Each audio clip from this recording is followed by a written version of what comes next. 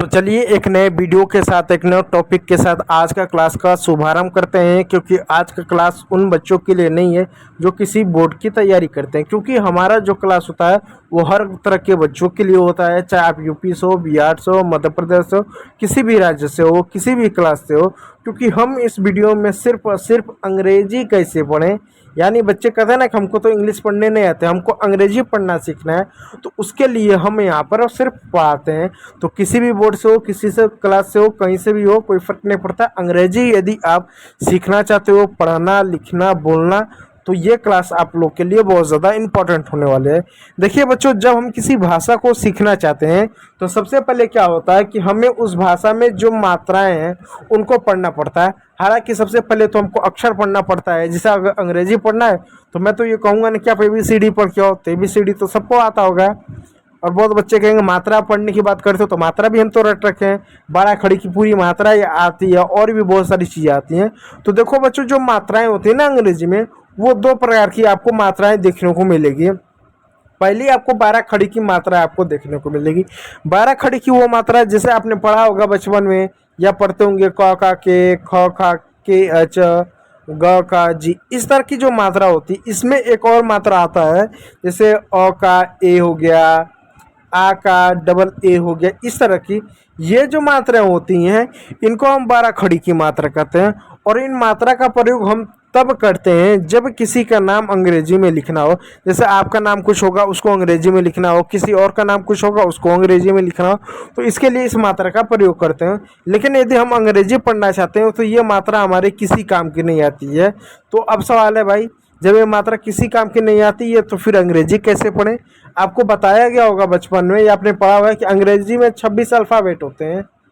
26 alphabet होते हैं। उन 26 अल्फ़ाबेट की अगर हम बात करें तो जो ए, ई, आई, ओ और यू, ये जो 5 अल्फ़ाबेट होता है, इनको जो है हम स्वर यानी हम वेवल्स बोलते हैं। क्या बोलते हैं? हम स्वर यानी वेवल्स बोलते हैं। इन 5 मात्राओं का प्रयोग करके ही हम अंग्रेजी पढ़ते हैं। यानी अंग्रेजी का कोई भी शब्द पढ़ना हो, इन 5 मात्राओं का ही उपयोग करेंगे। अब सवाल है, ए को कैसे पढ़ेंगे, ई को कैसे पढ़ेंगे, आई को कैसे पढ़ेंगे? तो इन सब के अपने मात्राओं का उच्चारण होगा, उनको मैं भी आपको बताता हूँ। देखो, जो आपके ये ए, ई, आई, ओ, यू होते हैं, इनके अपने अलग अलग उच्चारण होता है। इस बात को याद रखिएगा।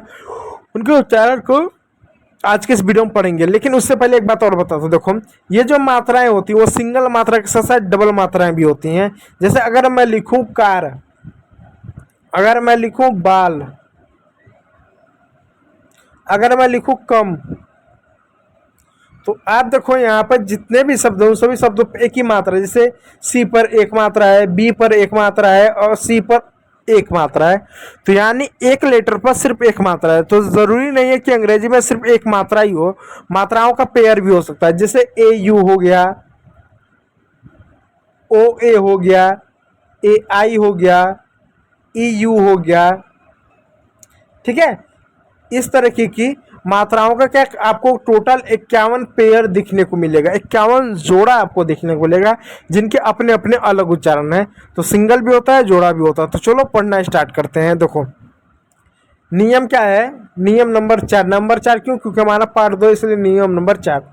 जब अंग्रेजी के किसी भी शब्द में, ध्यान दीजिएगा, जब अंग्रेजी के किसी भी शब्द में डबल ई आए या ई ए आए, ध्यान दीजिएगा फिर से, अंग्रेजी के किसी भी शब्द में जब आपको डबल ई मिल जाए या ई ए मिल जाए, तो आप हमेशा डबल ई को, ई ए को आप हमेशा ई पढ़ेंगे।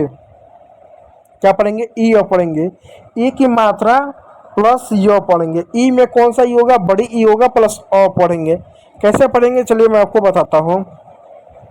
देखिए, जैसे एक शब्द है D double E R, D का ड हो गया, ड हो गया, ई का बड़ी की मात्रा लगा दिया और अ लिख देंगे, आर का र हो गया डियर। ठीक उसी प्रकार दोस्तों यहाँ पे एक और शब्द है F E A are, F का फ हो गया। ठीक है,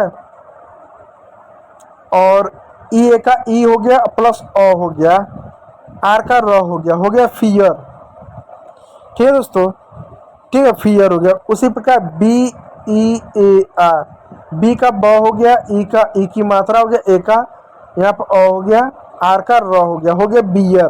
तो इसी प्रकार सारे शब्द होंगे, डियर हुआ, फियर हुआ, बियर हुआ, चियर हुआ, रियर हुआ, पियर हुआ, नियर हुआ, आदि सभी प्रकार इसी प्रकार के शब्द होंगे।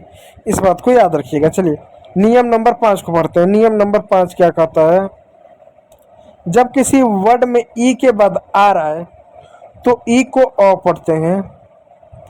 जब किसी वर्ड में ई के बाद आ रहा है तो उस ई को अ की मात्रा के रूप में पढ़ते हैं। जैसे एग्जाम्पल तौर पे आप देखिएगा, जैसे एक शब्द जी ई आर एम, ई के बाद आर आया तो यहाँ पर ई को क्या पढ़ेंगे, अ पढ़ेंगे। कैसे पढ़ेंगे, जी को क्या पढ़ेंगे, जौ पढ़ेंगे। ई को क्या अ पढ़ेंगे, तो जी में अ आता है, जौ में अ आ रहा है, जौ, तो अ नहीं लिखेंगे। और आर और एम, मैंने बताया कि जब दो कॉन्सोनेंट एक साथ होते हैं तो पहले वाले कॉन्सोनेंट को आधा पढ़ते हैं। तो आर को आधा र ऐसे लिखेंगे, म ऐसे लेंगे, तो म लिख के आधा र लगा दिया, हो गया जर्म। ठीक उसी प्रकार दोस्तों यहाँ पे कौन शब्द है, एच ई आर बी। अब एच का हो जाएगा, ई का अ रहेगा तो अ की कोई मात्रा नहीं होती, आर का आधा र, बी का ब, तो हो जाएगा हर्ब हो जाएगा। ठीक उसी प्रकार दोस्तों यहाँ पे बी ई आर बी, इसको क्या पढ़ेंगे, बी का व पढ़ेंगे, ई का अ की मात्रा अ उसमें आ जाएगा, आर है तो आधा र, अब बी को ब। अब सवाल है आर को हम आधा र क्यों पढ़े। देखो जब कभी भी दो कॉन्सोनेंट अलग अलग हो और एक साथ हो, उनके बीच में कोई मात्रा नहीं होता, तो पहले वाले कॉन्सोनेंट को हम हमेशा आधा पढ़ते हैं, आधा हिंदी में लिखते हैं। यानी इंग्लिश का जब हिंदी में ट्रांसलेट करना था ना तो उसको हमेशा आधा लिखते हैं। इसलिए जर्म हुआ, हर्ब हुआ, टर्म हुआ, वर्ब हुआ, यहाँ पर आर जो है हर बार आधा हो जा रहा है। तो उम्मीद करूंगा वीडियो अच्छा लगा हो, यदि अच्छा लगा तो लाइक कीजिएगा, चैनल पर सब्सक्राइब जरूर कर लीजिएगा। वीडियो को देखने के लिए बहुत बहुत धन्यवाद।